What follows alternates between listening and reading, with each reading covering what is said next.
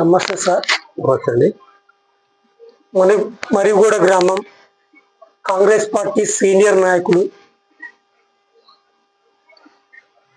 మన ముఖాముఖిగా sir Congress party ప్రవేశపెట్టినటువంటి 6 గ్యారెంటీలు ప్రజాపాలన ప్రజల స్పందన ఏ విధంగా ఉన్నది సార్? సార్ ముఖ్యంగా ముందు నా పేరు సయ్యద్ అజ్మతుల్లా, మరిగూడెం గ్రామం, హుజూర్నగర్ నియోజకవర్గం, సూర్యాపేట జిల్లా. ముఖ్యంగా మీ బిఎన్ ఛానల్కి నమస్కారాలు. అది 6 గ్యారెంటీ పథకాల వల్ల సామాన్య ప్రజలకి, మధ్యకారు రైతులకి చాలా వరకు అందరికీ 90% మేలు జరిగింది సార్. ఇది ఈ ఒక సన్నబియ్యం కార్యక్రమం ఉంది సార్. సన్నబియ్యంలో మరీ లేబర్ అసలు అన్ని జాతులకి ఇక చిన్న పెద్ద లేకుండా ప్రతి ఒక్క కార్డు హోల్డర్కి, ఒక సామాన్య బీద కుటుంబీకులకి, బీద కూలీలకి, వీళ్ళందరికీ చాలా మేలు జరుగుతుంది సార్. ఈ 6 గ్యారెంటీలలో ఇది ఒక సన్నబియ్యం పథకం. దీనివల్ల ప్రజల్లో చాలా ఆనందం ఉంది. ఈ రైతు రుణమాఫీ ఒకటి మంచిగా చేసిరు, రైతు రుణమాఫీ చేసిరు. ప్లస్ రైతు బంధు కూడా ఒక 5 ఎకరాలు వేస్తే బాగుంటుంది అనిపిస్తుంది. ఇంకోటి ఏంటంటే ఇప్పుడు ఇందిరమ్మ ఇళ్ళు, ఈ రేషన్ కార్డులు ఇవి ప్రవేశపెడుతున్నారు. కానీ ఇందిరమ్మ ఇళ్ళు కానీ రేషన్ కార్డు కానీ కార్యకర్తలకి చెప్తే బాగుంటుంది ఆలోచన నాకు అవుతుంది. ఎందుకంటే కార్యకర్త రేపు ఓటర్ల కాడికి పోవాలంటే ముందు కార్యకర్తలతో పోతేనే బాగుంటుంది. డైరెక్ట్ ఇస్తారు కాబట్టి గవర్నమెంట్ కొద్దిగా వెనక ముందు ఆడుతుంది. ముందు కార్యకర్తలకు కొన్ని బాధ్యతలు అప్పచెప్తే, నా దృష్టిలో కార్యకర్తలు అప్పచెప్తే బాగుంటుంది అనే ఆలోచన నాకున్నది. సార్ మన మంత్రివరులు ఉత్తమ్ కుమార్ రెడ్డి గారు ఎమ్మెల్యేగా, ఎంపీగా, ఇప్పుడు మంత్రిగా ఎలాంటి అభివృద్ధి కార్యక్రమాలు చేపట్టింది? మా ప్రియతమ నాయకులు ఉత్తమ్ కుమార్ రెడ్డి గారు 7 సార్లు గెలిచినారు. వాళ్ళు ఎమ్మెల్యేగా ఉన్నప్పుడు, మంత్రిగా ఉన్నప్పుడు, ఎంపీగా ఉన్నప్పుడు కూడా కార్యకర్తలు అందుబాటులో ఉంటారు. మాకు అన్ని విధాలా ఆయన మాకు చాలా సొంత కన్నబిడ్డలేగా మమ్మల్ని ఆదరిస్తారు సారు. ఇప్పుడు ఈ సన్నబియ్యం కార్యక్రమాన్ని కూడా మన ప్రియతమ నాయకులు ఉత్తమ్ కుమార్ రెడ్డి గారి ప్రోద్బలంతోనే, ఆయన ఒక పట్టుదలతోనే ఈ పథకం అమల్లోకి వచ్చింది. దీనికి తోడు మన ప్రియతమ నాయకులు రాష్ట్ర ముఖ్యమంత్రి వర్యులు రేవంత్ రెడ్డి గారు కూడా ఈ మన ఉత్తమ్ కుమార్ రెడ్డి గారి వాళ్ళ ఆచరణను అమలు పెట్టడానికి చాలా కృషి చేసి ఇద్దరు కలిసి ఒక మంచి పథకాన్ని ప్రవేశపెట్టారు సార్. ఇది సార్ ఈ కాంగ్రెస్ పార్టీ రైతులకు రుణమాఫీ కాలేదు, రైతు బంధు కాలేదు, ధరణి వల్ల చాలా సమస్యలు ఎదుర్కొన్నామని చెప్పేసి కొంతమంది వాదన సార్. దీనిపైన సార్ ఈ ధరణి కరెక్ట్ సార్. ధరణి వల్ల గతంలో టీఆర్ఎస్ గవర్నమెంట్ ధరణి వల్ల ఒక బూటకపు కార్యక్రమాలు చేసి వాళ్ళ పార్టీ వాళ్ళకి, టీఆర్ఎస్ వాళ్ళకి గవర్నమెంట్ హుజూర్నగర్ లో ఒక ఎంఆర్ఓ గారు 30-40 ఎకరాలు పట్టా చేసుకున్నారు ధరణి వల్ల, దొంగ సర్టిఫికేట్ తయారు చేసుకుని. ఇది రద్దు చేసి మళ్ళీ ప్రజల ద్వారా మళ్ళీ దీనికి ఒక కొత్త భూమాత పెట్టి మమ్మల్ని ప్రజలతో అందుబాటులో ఉంటే బాగుంటుందని నా కోరిక, నా ఆలోచన సార్. 9.5 సంవత్సరాలు టీఆర్ఎస్ అధికారం నుండి ఎలాంటి అభివృద్ధి కార్యక్రమాలు చేసిస్తారు గ్రామంలో? ఇక్కడ అనుభూతి కానీ సార్, 9.5 సంవత్సరాల్లో టీఆర్ఎస్ గవర్నమెంట్ ఒక 2 లక్షల రోడ్డు గురించి పోయలేదు సార్. అదే ఈ మరిగూడెం గ్రామంలో ఇప్పుడు 2 నెలల లోపే 16 లక్షల వరకు మన ఉత్తమ్ కుమార్ గారు ఇచ్చారు. ఈ హుజూర్నగర్ మరిగూడెంలో వేసిన ప్రతి ఒక్క రోడ్డు, ప్రతి ఒక్క కార్యక్రమం, ప్రతి ఒక్క పని కూడా మన ప్రియతమ నాయకులు, మన అభివృద్ధి ప్రదాత ఉత్తమ్ కుమార్ గారి ఆశీర్వాదంతోనే జరిగింది సార్. ఇక్కడ సార్ ఉత్తమ్ కుమార్ రెడ్డి గారు మంత్రి అవడం మీ నియోజకవర్గ ప్రజలు ఎలా స్పందన ఉంది సార్? ఉత్తమ్ కుమార్ రెడ్డి గారు మంత్రివర్యులు కావటం మా హుజూర్నగర్ నియోజకవర్గం అదృష్టం అండి. ఎందుకంటే ఏ రాష్ట్రంలో, ఏ జిల్లాలో, ఏ నియోజకవర్గం జరగని అభివృద్ధి పనులు మా ఉత్తమ్ కుమార్ గారు, మా సార్ ముఖ్యమంత్రి, మా ప్రియతమ మంత్రివర్యులు గారు ఉత్తమ్ కుమార్ గారు చేస్తున్నారు. ఇటువంటి అభివృద్ధి ఏ నియోజకవర్గం కూడా లేదు సార్. వాళ్ళు మంత్రివర్యులు కావటం, మా హుజూర్నగర్ రావడం మా అదృష్టంగా భావిస్తున్నాం సార్ మేమందరం. సార్ ఉమ్మడి నల్గొండ జిల్లాలో మొత్తం రెడ్డి పాలన అంటున్నారు సార్, దీనిపైన సార్? ఉమ్మడి అంటే సార్ ఇక్కడ ఏముందంటే వాస్తవంగా ఉమ్మడి నల్గొండ జిల్లాలో రెడ్డిస్ ఎక్కువ ఉండరు. అంటే రెడ్డి పాలన అంటే ఏముండదు సార్. ఇక్కడ బీసీలు, ఎస్సీలు, ఓసీలు అందరికీ అందుబాటులో ఉంటారు మన నాయకులు మొత్తం. ఇక్కడ మన ఉత్తమ్ కుమార్ గారు ఉండరు, ఖచ్చితంగా బీసీలతో ఎక్కువ సంబంధాలు పెట్టుకొని తిరుగుతుంటారు. ఇది రెడ్డి పాలన అంటూ తప్పు సార్. ఇది ఓకే సార్.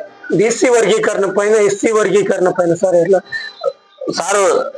మన ప్రియతమ నాయకులు రాహుల్ గాంధీ గారి ఆదేశాల మేరకు బీసీ వర్గీకరణ చేయడం చాలా మేలు జరిగింది సార్. ఇది అన్ని కులాలకు కూడా ఇది చాలా మంచిది సార్. బీసీ వర్గీకరణ దీన్ని ఏ రాష్ట్రంలో ఎవరు చేయని పని మన తెలంగాణ రాష్ట్రంలో చేశారు సార్. ఇది బీసీ వర్గీకరణ చాలా మంచిగా ఉంది సార్. ఇది సార్ మాజీ ఎమ్మెల్యే ఓడిపోవడానికి ప్రధాన కారణం ఏంటి సార్? మాజీ ఎమ్మెల్యే ఓడిపోవడానికి ప్రధాన కారణం అంటే ఆయన దౌర్జన్యం, బెదిరియటం, ఎవరికి అవతల పార్టీ వాడికి మరి నాకే అవుతాను సార్. మా అమ్మ ఉద్యోగం బిగించింది సార్. అతను మన మాజీ ఎమ్మెల్యే గారు మా అమ్మ ఉద్యోగం బిగించాడు, మా పిల్లల ఉద్యోగం బిగించాడు. కాంగ్రెస్ పార్టీ కార్యకర్తలే దౌర్జన్యం ప్రవర్తించారు సార్ ఆయన.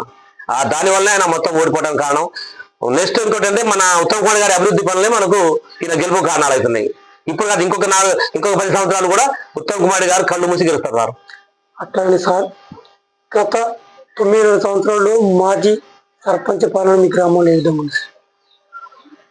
గత 5 సంవత్సరాల్లో సరే మా గ్రామంలో సార్ టీఆర్ఎస్ సర్పంచ్ అయ్యాడు, 5 ఓట్లతో గెలిచిండు.